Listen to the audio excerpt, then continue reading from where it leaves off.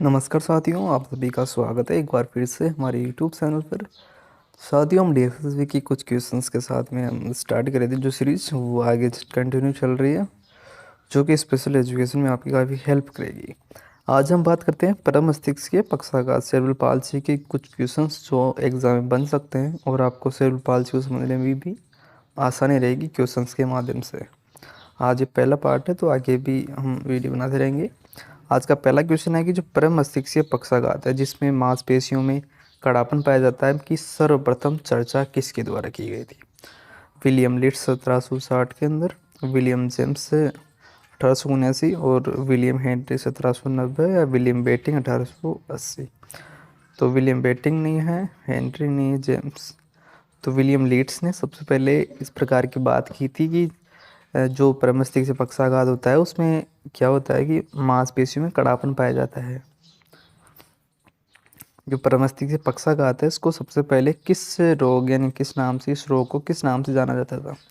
Jones, kettle, Leeds या कल्टर रोग। तो लीड्स रोग के नाम से जाना गया था क्योंकि लीड्स नामक मनोविज्ञानी ने सर्वप्रथम इस प्रकार की जो अवधारणा थी वो पेश की थी। परम मस्तिष्क से पक्षाघात का विलियम लीड्स ने क्या कारण बताया था? जन्म के समय खून की कमी, जन्म के समय वजन की कमी, जन्म के समय पोषण की कमी या जन्म के समय ऑक्सीजन की कमी। तो जो विलियम लीड्स थे उन्होंने जन्म के समय ये ऑक्सीजन की कमी को सबसे पहले माना था कि जो बच्चा जन्म था उस समय उसके शरीर में ऑक्सीजन की कमी पाई जाती है, जिससे इस प्रकार की विकृति पाई जाती है और मस्तिष्क से क्षति के कारण ये बच्चा मांसपेशियों में समायोजन नहीं कर पाता। फिर बात आती है कि जो परम मस्तिष्क से पक्षाघात है, जब सिगमंड फ्राइड ने भी कुछ कारण रीजन बताए थे कि इस प्रकार से भी परम मस्तिष्क से पक्षाघात हो सकता है। हुआ कि जन्म के समय को गड़बड़ी होना, कुपोषण यानी भ्रूण का को प्रभावित विकास या जन्म के समय पोषण की कमी, जन्म के समय ऑक्सीजन की कमी। तो ऑक्सीजन की कमी तो विलियम लीड्स ने बताई थी और सिगमंड फ्राइड ने बताया था कि भ्रूण के का कुप्रभावित विकास यानी अच्छी तरह से उनका विकास नहीं हो पाता, जिस कारण से उनमें मांसपेशियों में कड़ापन पाया जाता है, मांसपेशियों में क्षति आदि आदि प्रकार की विकृति यहाँ पर पाई जाती है। तो यहाँ बी आंसर यहाँ पर सही हो जाएगा।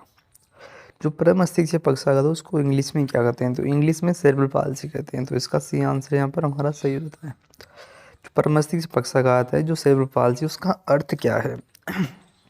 तो सेरेब्रल है उसका अर्थ होता है मस्तिष्क के दोनों भाग, और पाल्सी का अर्थ होता है कि असामान्य क्षति यानी मस्तिष्क के दोनों भागों में किसी प्रकार की असामान्यता क्षति होती है, उसको सेरेब्रल पाल्सी या परम मस्तिष्कीय पक्षाघात कहते हैं।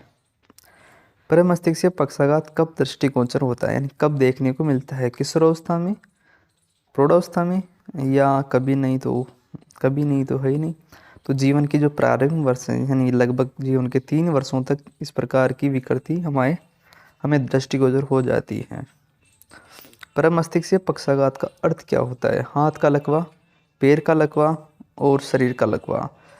जो परम मस्तिष्क पक्षाघात है उससे इस प्रकार के लकवे देखने को मिलते हैं, पर इसका अर्थ क्या है? ये है मस्तिष्क का लकवा यानी मस्तिष्क में लकवा आ जाता है, उसकी वजह से हमारे शरीर में की मांसपेशियों में ऐंठन पाई जाती है, जैसे कि हाथ का लकवा हो सकता है, पैरों का लकवा या पूरे शरीर का लकवा भी हो सकता है। तो यहाँ पर हमारा सी आंसर यहाँ पर सही हो जाएगा। मस्तिष्क के लकवे के कारण इस प्रकार की विकृति हमारे सामने आती है। परम मस्तिष्कीय पक्षाघात कब नहीं होता है? जन्म से पूर्व यानी कि जो मस्तिष्क से क्षति है वो कब नहीं होती? जन्म के पूर्व हो सकती है, जन्म के समय भी हो सकती है और शिशु की अवस्थाओं में हो सकती है।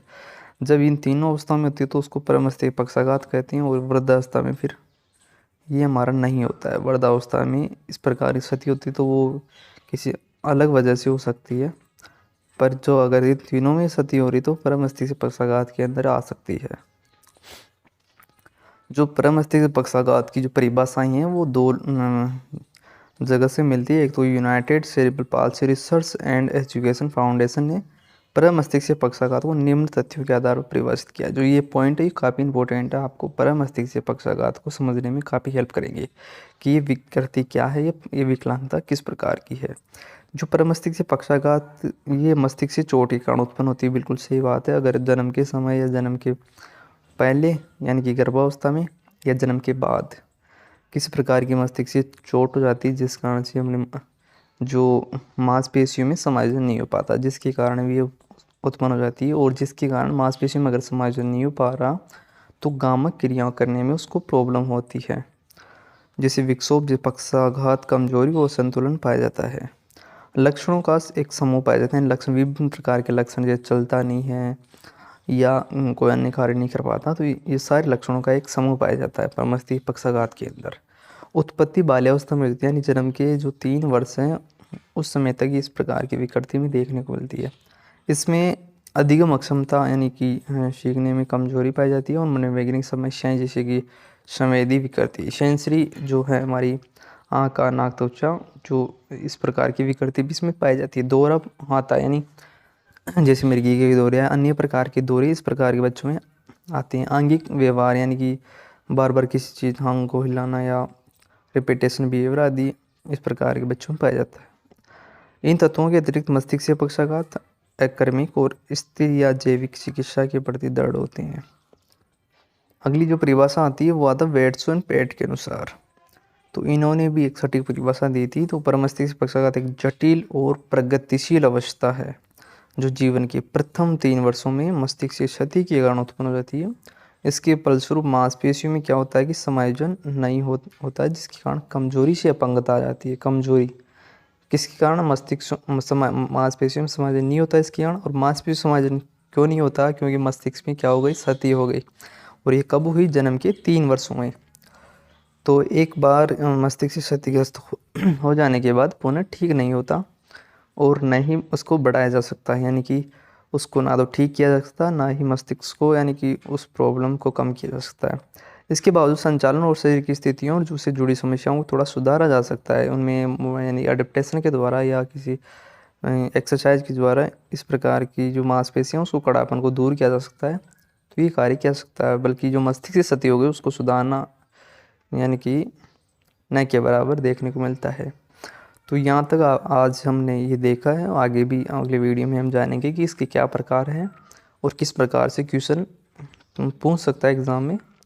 तो इसके बारे में बात करेंगे, किस प्रकार प्रबंधन कर सकते हैं, क्या कारण है, कितने प्रकार की विवाद और वर्तमान में क्या स्थिति है परमस्तिष्क पक्षाघात की। तो वो सारी बातें हम आगे देखते रहेंगे। वीडियो देखने के लिए आपका बहुत बहुत धन्यवाद। वीडियो पूरा देखने के लिए थैंक यू।